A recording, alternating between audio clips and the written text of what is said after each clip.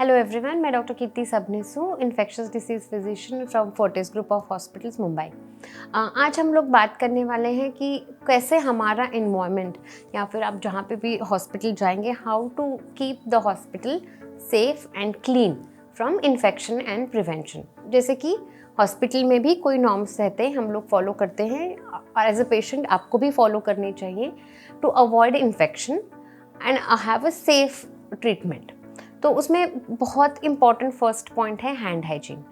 Hand hygiene मतलब क्या है कि आपका जब भी आप एज अ पेशेंट हॉस्पिटल जाते हैं, आपको हाथ आपके साफ रखने हैं। जब भी आपका कोई केयर करने के लिए जैसे सिस्टर या फिर डॉक्टर आएंगे, वो भी ये हैंड हाइजीन फॉलो करेंगे। हैंड हाइजीन डिफरेंट टाइप्स का रहता है, जैसे कि आप पेशेंट को चेक करने के टाइम हैंड सैनिटाइजर यूज़ करते हैं, फिर हैंड वॉश करते हैं। वो एक नॉर्मल एग्जामिनेशन के लिए किया हुआ हैंड हाइजीन रहता है। समटाइम्स जब भी सर्जरी परफॉर्म करनी रहती है या कोई मेडिकल एग्जामिनेशन करना रहता है, तो अलग टाइप के हैंड हाइजीन के प्रोटोकॉल्स डॉक्टर और सिस्टर्स को फॉलो करने पड़ते हैं।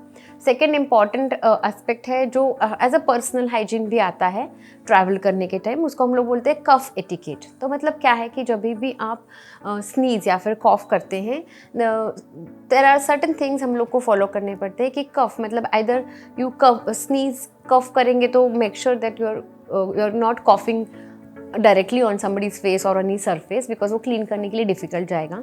आपको पता नहीं रहेगा तो भी बहुत सारे कफ में जंतु रह सकते हैं इन्फेक्शन फैलाने वाले।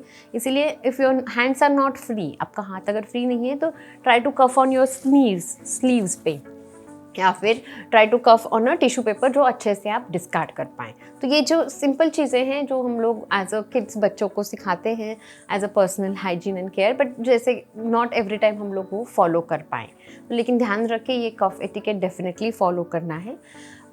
थर्ड इम्पॉर्टेंट एस्पेक्ट है infection control and prevention in hospital और एट होम का, मेंटेनिंग क्लीन सरफेसेस। मतलब क्या है कि अगर suppose I am working in a hospital OPD, make sure that वो surrounding area is clean and free from infection control with a good ventilation available. ये क्योंकि इफ़ देर इज प्लेस अगर crowded रहेगा, सपोज एक कोई patient infection के साथ आ रहा है तो वो बाकी लोगों को इन्फेक्शन फैला सकता है। तो ये बहुत मेंटेन करना बहुत इंपॉर्टेंट है। फिफ्थ एस्पेक्ट एक्चुअली ये more for doctors and sisters और पैरामेडिकल स्टाफ के लिए है, नॉट फॉर पेशेंट्स, कि using sterile instruments, maintaining sterility of the instruments properly. तो इसके लिए it's an important chapter itself, जो अलग सा infection control and prevention as a hospital हम लोग गाइड करते हैं। लेकिन डेफिनेटली इतना होता है कि we don't reuse the syringes use करके डिस्कार्ड करनी होती है, एक पेशेंट को दूसरा यूज़ नहीं कर सकते। Boiling of the syringes also practice अभी टोटली आउटडेटेड है, हम लोग बॉयल किया हुआ या फिर रीयूज़ वाला सिरिंजेस पेशेंट को यूज़ नहीं करते। जैसे कि कोई भी इंस्ट्रूमेंट जो ड्रेसिंग मटेरियल है, definitely it is not reusable to from any patient to other patient. जैसे मैंने स्टेरिलिटी मेंटेन करना is very important aspect for hospital staff.